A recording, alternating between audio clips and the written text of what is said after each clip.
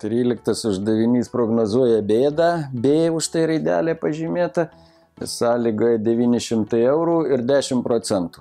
10%, ką čia reikėjo 13.1 uždavinį, apskaičiuoti, kokią sumą reikės grąžinti greitųjų kreditų bendroviai. Po vieną mėnesį, jei pasiėmė vieną mėnesį 900 eurų ir reikia sumokėti 10% pelno mokestį. Ten kaip kitaip jis įvardintas.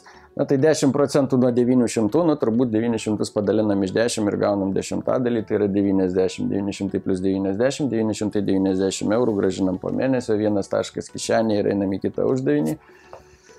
Čia pasakyta, kad tas žmogelis vargšas, kuris kreipėsi į greitųjų kreditų bendrovę, pradelsė tą sumą ir paaiškėjo, kad jisai sumokėjo už pradelsimą tiek pat pinigų, kiek kainavo tos palūkanos jam, tas 90. Taisai.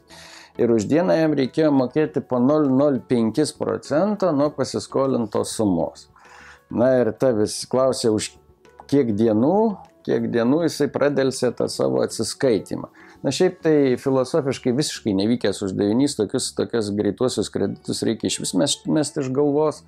Ir tuo labiau egzaminą dėti, visas sunkumas, aišku, čia ne toj formuluotėje, šituose procentuose.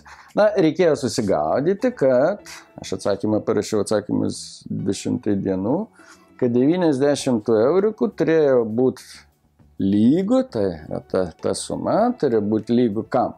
0,05% nuo šito skaičiaus, neaiškinu smulkiai vaikai, neaiškinu, čia ne pamoka.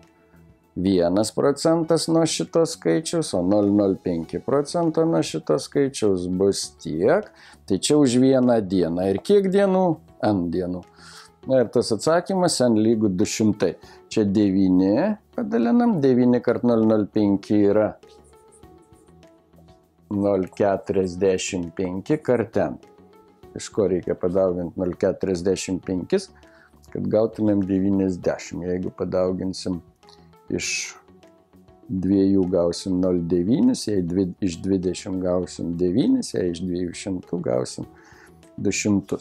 Arba padalinam 90 iš 0,45 ir gaunam tą atsakymą. Taip. Tai toks uždavinys, kur nežinau, ką čia galvoti ir ką čia pasakyti. 10 klasė.